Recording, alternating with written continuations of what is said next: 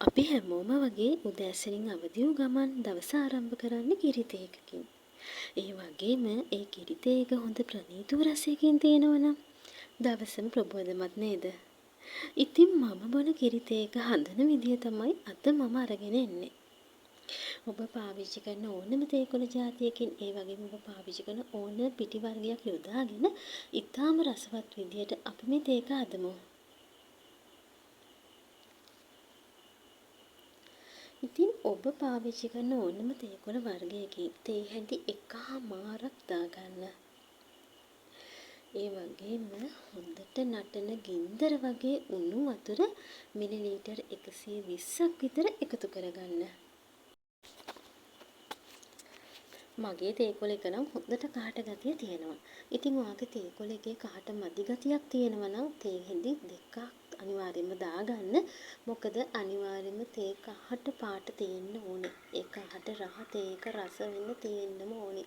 ඊන්පස්සේ අපි මේක හොඳට මික්ස් කරලා විනාඩි 4-5 හොඳට තැම්බෙන්න තියමු.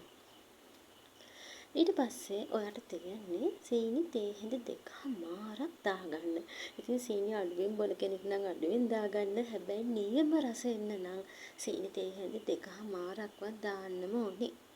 ඒ වගේම පිටි තේ හැඳි 4ක් අනිවාර්යයෙන්ම දාන්න ඕනේ. පිටි දාන තරමට තමයි තේකේ රසය ගන්න පුළුවන්.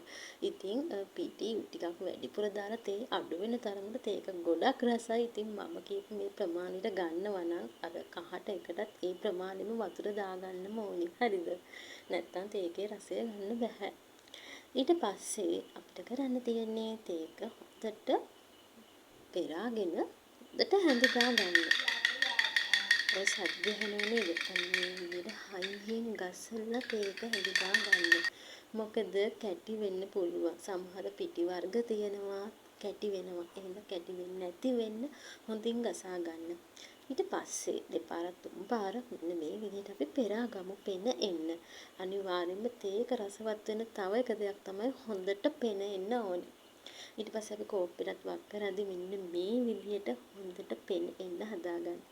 හැබැයි මෙහෙම දෙයක් තියෙනවා. තේ ගොඩක් ජෝගුවක් විතර බොන අය ඉන්නවා නේද? ලොකු තේ එකක් බොන අය බොන්න පුරුදු වෙච්ච අය ඉන්නවා. හැබැයි ඒ අයට නම් තේක රසට ඇත්තටම හදන්න අමාරුයි.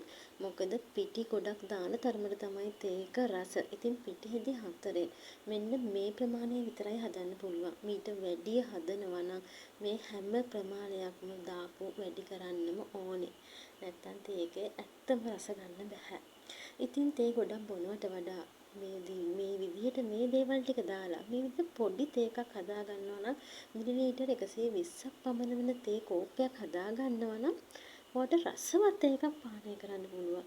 ඉතින් උදෑසනින්ම අවදි වෙලා මේ විදිහට තේ එකක් හදලා බීලා බලන්නකො කොයිතරම් ප්‍රණීත වූ රසයක් තියෙනවද කියලා.